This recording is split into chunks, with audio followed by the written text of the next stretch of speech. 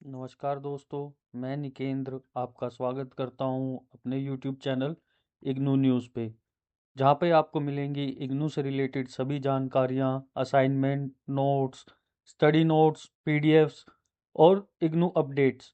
आपको यहां पर इग्नू से रिलेटेड सभी जानकारियां प्राप्त होंगी। अगर आप हमारे चैनल पर नए हैं तो आप हमारे चैनल को सब्सक्राइब करें और बेल आइकन दबाना ना भूलें। अगर आपको वीडियो अच्छी लगे तो आप वीडियो को ज़्यादा से ज़्यादा शेयर करें और अधिक से अधिक लोगों तक हमारी वीडियोस को पहुंचाएं, ताकि सभी लोगों को इग्नू से रिलेटेड सभी अपडेट्स के बारे में जानकारी मिल सके। आज की वीडियो में हम बात करेंगे बीपीएससी 101, जो पॉलिटिकल साइंस का एक सब्जेक्ट है।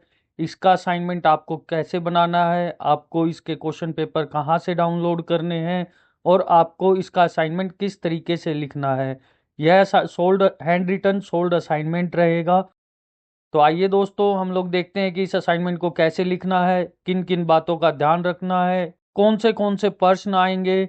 तो आइए दोस्तों, वीडियो को शुरू करते हैं। और अधिक जानकारी के लिए आप हमारी वेबसाइट a2zignoo.in पर भी विजिट कर सकते हैं, जिसका लिंक आपको डिस्क्रिप्शन में मिल जाएगा। हमारी वेबसाइट पर आपको इग्नू से रिलेटेड सभी projects, solved assignment, handwritten assignment, study notes, ये सभी चीज़ें आपको यहाँ पर मिल जाएंगी। तो आइए दोस्तों, अब वीडियो को शुरू करते हैं। आपको गूगल बार में लिखना है इग्नू असाइनमेंट। जैसे ही आप इसको सर्च करेंगे, आपको सबसे पहला लिंक दिखाई देगा इग्नू असाइनमेंट्स के नाम से। जैसे ही आप इस पर क्लिक करते हैं तो आपके सामने कुछ इस तरीके का पेज ओपन हो जाएगा, जिसमें आप master degree, bachelor degree, PG diploma, diploma, सभी प्रकार के प्रोग्राम्स को देख पाएंगे। आज हम बात कर रहे हैं बैचलर डिग्री के प्रोग्राम की। तो जैसे ही आप बैचलर डिग्री के प्रोग्राम पर क्लिक करेंगे तो आपके सामने कुछ इस तरीके का पेज ओपन हो जाएगा, जहां पर आपको बैचलर डिग्री के सभी प्रोग्राम्स की जानकारी मिलेगी। आज हम बात कर रहे हैं सीबीसी के बीपीएससी के प्रोजेक्ट के बारे में। तो इसके लिए हमें सबसे पहले दिए गए लिंक जुलाई 2024 से 25 वाले लिंक पर क्लिक करना होगा। जैसे ही आप इस पर क्लिक करते तो आपके सामने कुछ इस तरीके का पेज ओपन हो जाएगा। इसमें आप थोड़ा सा नीचे स्क्रॉल करते ही आपको यहाँ पर बीपीएससी 101 का सब्जेक्ट कोड दिखाई देगा। यह हिंदी और इंग्लिश दोनों माध्यम के लिए है। आज हम बात कर रहे हैं हिंदी के लिए। तो जैसे ही आप हिंदी पर क्लिक करेंगे तो आपके सामने इस तरीके से एक पीडीएफ ओपन हो जाएगा। और जैसे ही आप इसके सबसे लास्ट वाले पेज पर आते हैं तो आपको यहाँ पर असाइनमेंट के क्वेश्चन दिखाई देंगे।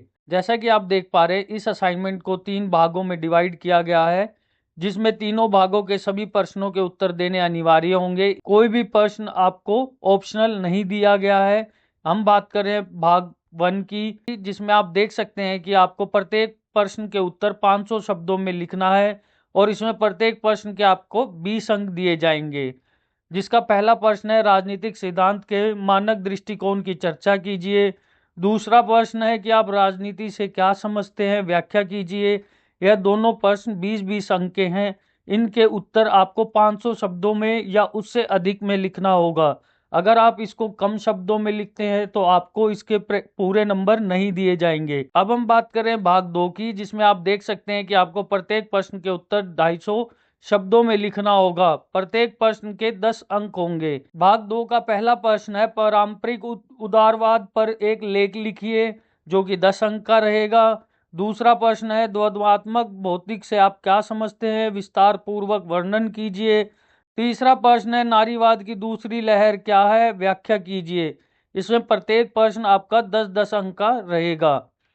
इसके बाद हम बात करते हैं भाग 3 की, जिसमें आपको प्रत्येक प्रश्न के उत्तर 100 शब्दों में देने होंगे। इसमें प्रत्येक प्रश्न आपका 6 अंक का रहेगा।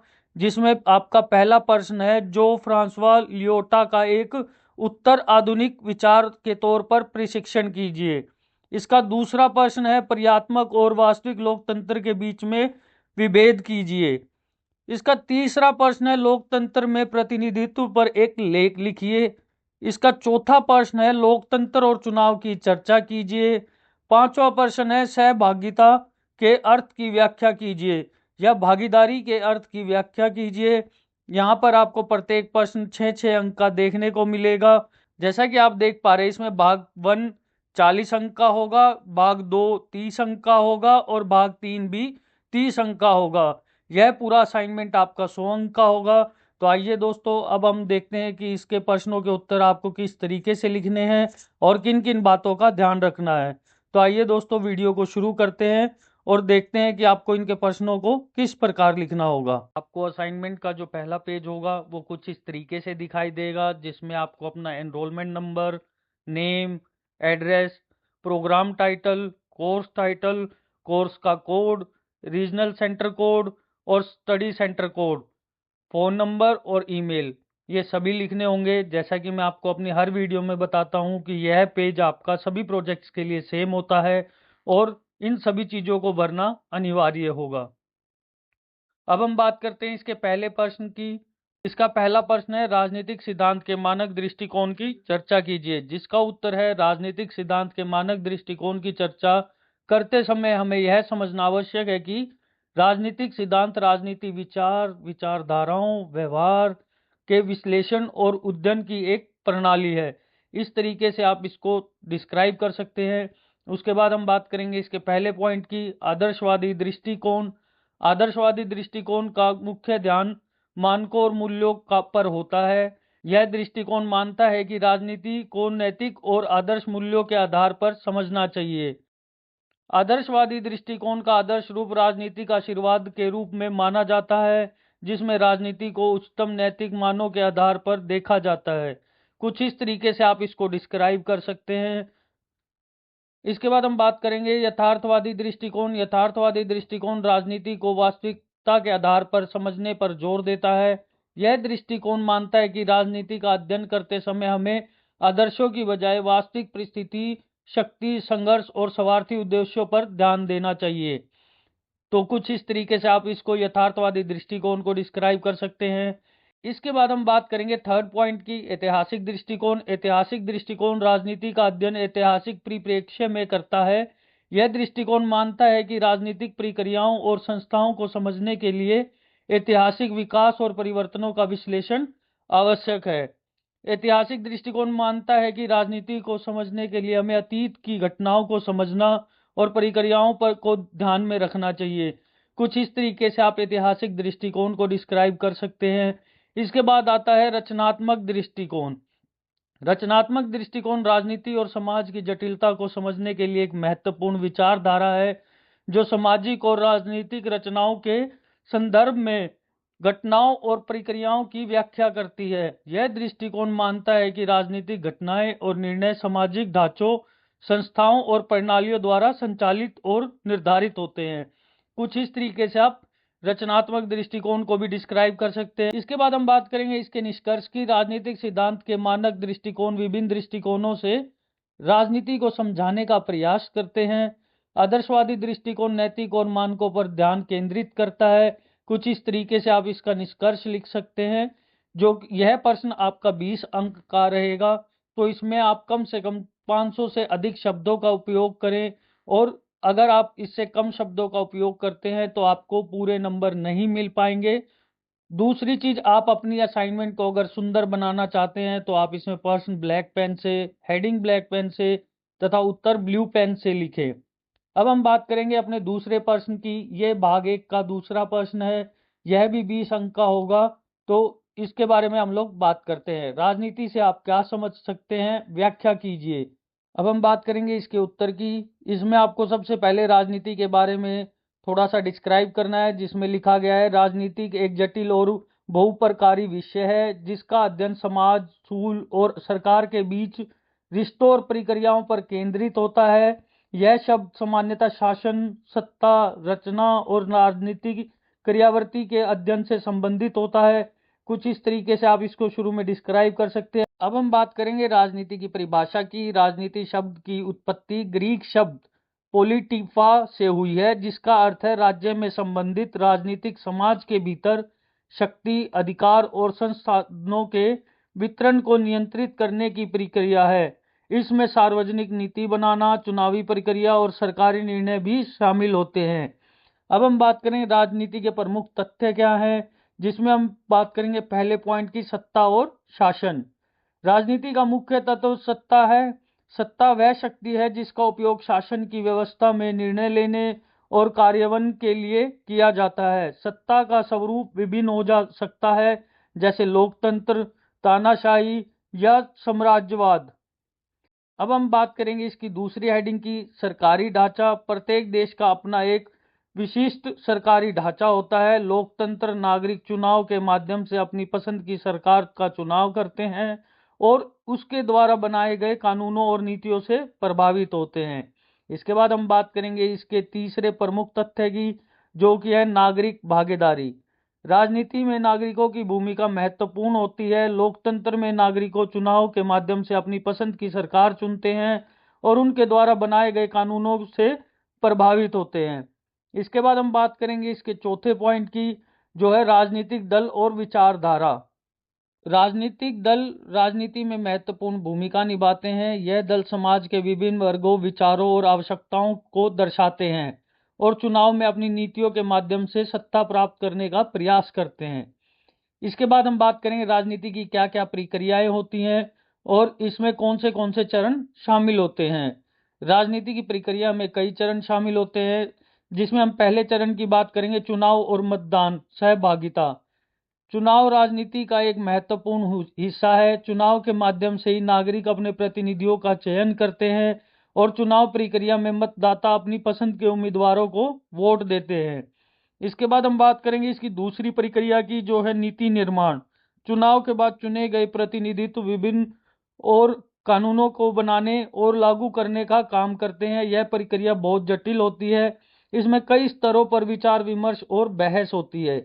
इसके बाद हम बात करेंगे इसके तीसरे पॉइंट की, कार्यकारी निर्णय और प्रशासन। नीति निर्माण के बाद सरकार कार्यकारी शाखा द्वारा उन नीतियों को लागू किया जाता है जिसमें विभिन्न सरकारी विभाग और जानकारी शामिल होती है। इसके बाद हम बात करेंगे इसके चौथे पॉइंट की, न्यायिक समीक्षा। न्यायपालिका यह सुनिश्चित करती है कि बनाए गए कानून और नीतियां संविधान और कानून मापदंडों के अनुसार हैं। इसके बाद हम बात करेंगे राजनीति का समाज पर क्या प्रभाव पड़ता है और यह व्यापक प्रभाव क्या क्या होते हैं। तो इसकी हम पहले हेडिंग की बात करेंगे, जो है सामाजिक संरचना। राजनीति समाज की सामाजिक संरचना को प्रभावित करती है। सरकारी नीतियों और योजनाओं के माध्यम से समाज के विभिन्न वर्गों को लाभ या हानि हो सकती है। इसके बाद हम बात करेंगे इसके दूसरे पॉइंट की, जो कि है आर्थिक विकास। सरकार की नीतियां और निर्णय आर्थिक विकास पर सीधा असर डालते हैं। निवेश, रोजगार और विकास की योजनाएं इन नीतियों पर निर्भर करती हैं। इसके बाद हम बात करेंगे इसके तीसरे पॉइंट की, सुरक्षा और स्थिरता। राजनीति समाज की सुरक्षा और स्थिरता को सुनिश्चित करने के लिए महत्वपूर्ण भूमिका निभाती है। उचित सरकारी नीतियां और कानूनों के माध्यम से सुरक्षा और स्थिरता बनाए रखना संभव होता है। इसके बाद हम बात करेंगे राजनीति में क्या क्या चुनौतियां होती हैं, जिसमें पहली चुनौती है भ्रष्टाचार। राजनीति में भ्रष्टाचार एक गंभीर समस्या हो सकती है जो सरकारी नीतियों कार्यों को प्रभावित करती है। भ्रष्टाचार के कारण जनता के हितों की अनदेखी हो सकती है। इसके बाद है राजनीतिक अस्थिरता। राजनीतिक अस्थिरता के कारण विकास कार्य भी प्रभावित होते हैं। इसके बाद आती है असामान्यता। राजनीतिक समाज में असामान्यता को समाप्त करने का प्रयास करती है, लेकिन कई बार नीतियां असामान्यता को बढ़ावा दे सकती हैं। तो कुछ इस तरीके से आपको इसको लिखना होगा। और यह भी पहले भाग का ही प्रश्न है, तो इसको भी 500 से अधिक शब्दों में लिखना होगा ताकि आपको 20 अंक प्राप्त हो सके। अन्यथा इसमें आपको पूरे मार्क्स नहीं दिए जाएंगे। तो आपको इसको 500 शब्दों से ज़्यादा ही लिखने की कोशिश करना है, जिसमें आपके 4 से 5 पेज आप भर सकें। इसको थोड़ा खुला खुला लिखिएगा ताकि आपके 5 से 6 पेज भर सकें। इसके बाद हम बात करेंगे भाग 2 की। जैसे कि मैंने आपको पहले ही पीडीएफ में बताया था कि इसमें 3 भाग बनाए गए हैं। पहले भाग में 20-20 अंक के 2 प्रश्न दिए गए हैं और भाग 2 में 10-10 अंक के 3 प्रश्न दिए गए हैं। अब हम बात करें भाग 2 के पहले प्रश्न की, जो है पारंपरिक उदारवाद पर एक लेख लिखिए। अब हम बात करेंगे इसके उत्तर की, पारंपरिक उदारवाद एक परिचय।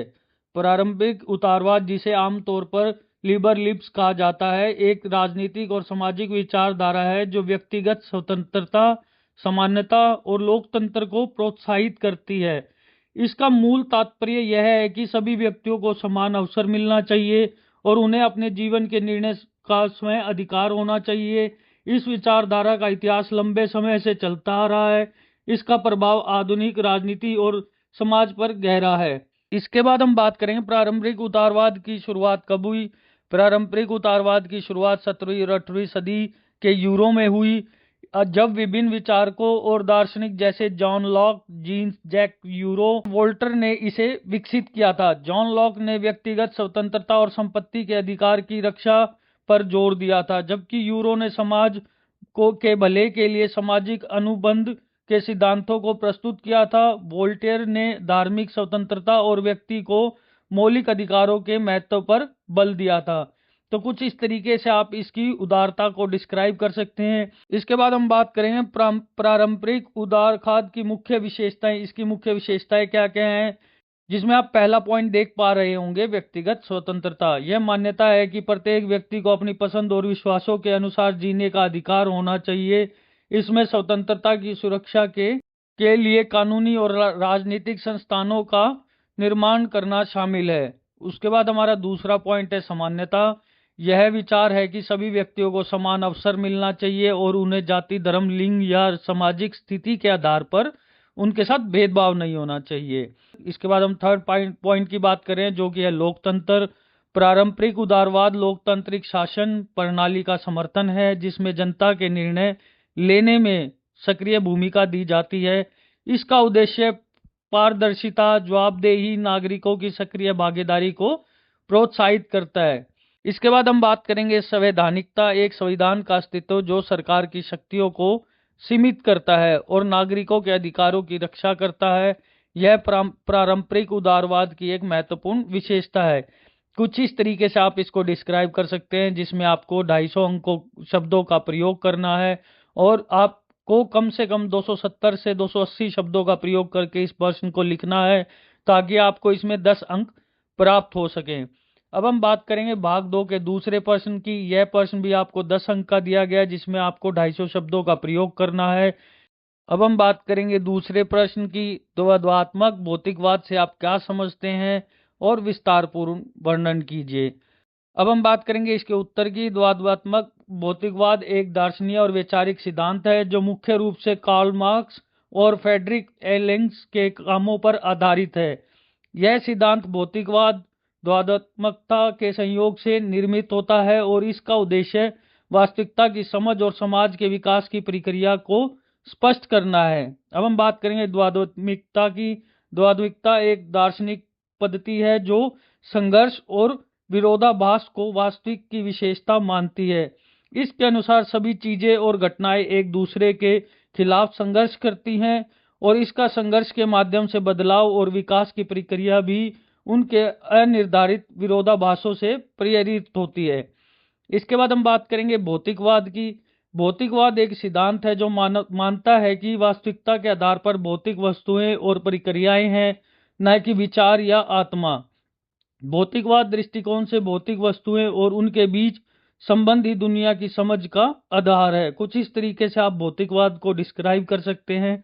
अब हम बात करेंगे द्वंद्वात्मिकता और भौतिकवाद। द्वंद्वात्मिकता और भौतिकवाद इन दोनों सिद्धांतों का संयोग है।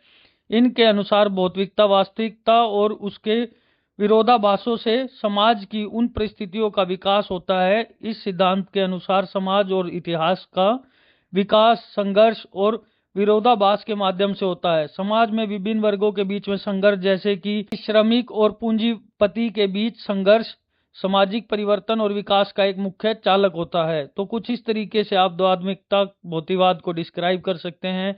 यह प्रश्न आपका 10 अंक का रहेगा। अब हम बात करते हैं भाग 2 के तीसरे प्रश्न की, जो कि है नारीवाद की दूसरी लहर क्या है, व्याख्या कीजिए। तो अब हम बात करेंगे इसके उत्तर की। नारीवाद की एक दूसरी लहर एक सामाजिक और राजनीतिक आंदोलन था जो 1960 के दशक से 1980 के दशक तक वैश्विक स्तर पर चला।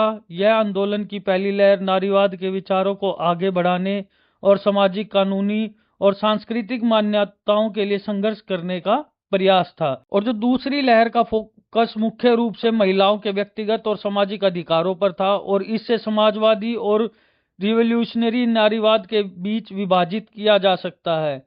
इस लहर का आरंभ अमेरिका में हुआ और इस बीच जनरेशन और अन्य सामाजिक आंदोलनों ने प्रेरणा मिली।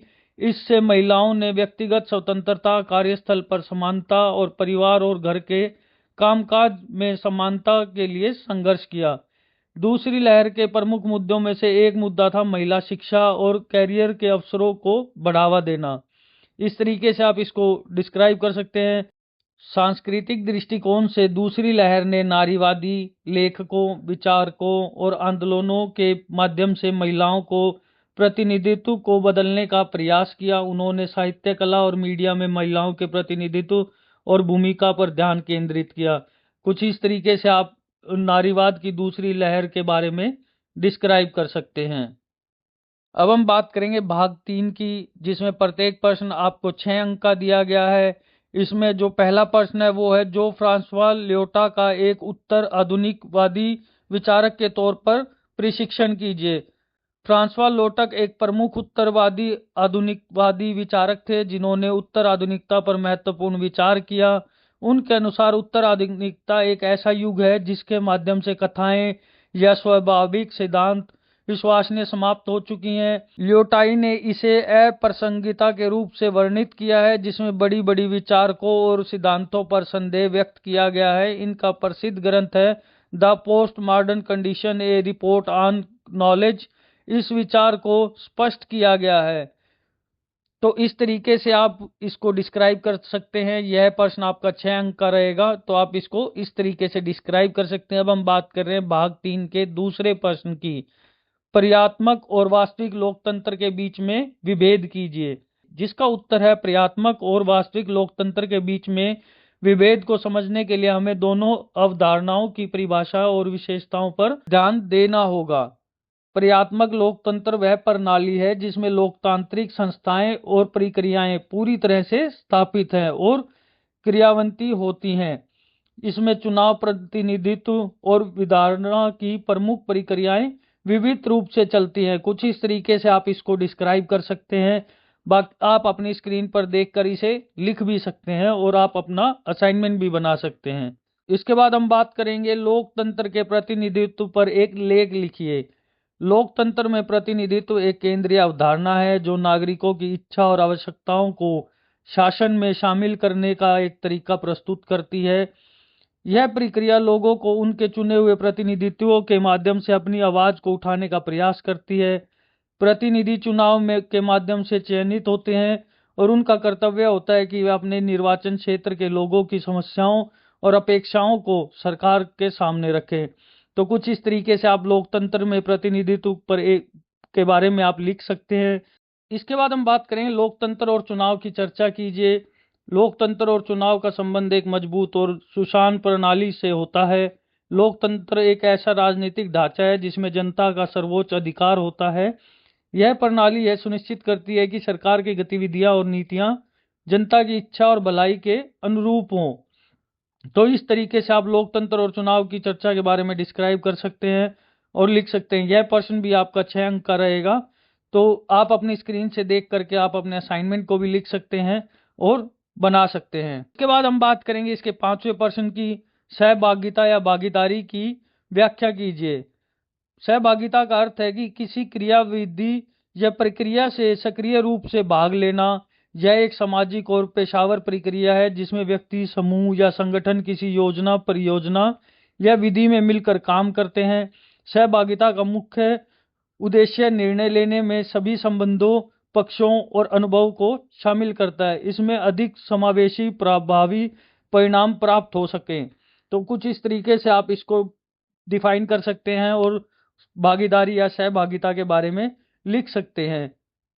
और अगर आपको इसके बारे में कुछ और जानकारी चाहिए या कुछ और आपके प्रश्न है तो आप हमारे दिए गए कॉन्टैक्ट नंबर पर कॉन्टैक्ट करके पूछ सकते हैं। आपकी सभी प्रकार से सहायता की जाएगी। अगर आपको जानकारी अच्छी लगी हो तो हमारे पेज को सब्सक्राइब करें और शेयर करना ना भूलें। वीडियो में अंत तक बने रहने के लिए आपका बहुत बहुत धन्यवाद।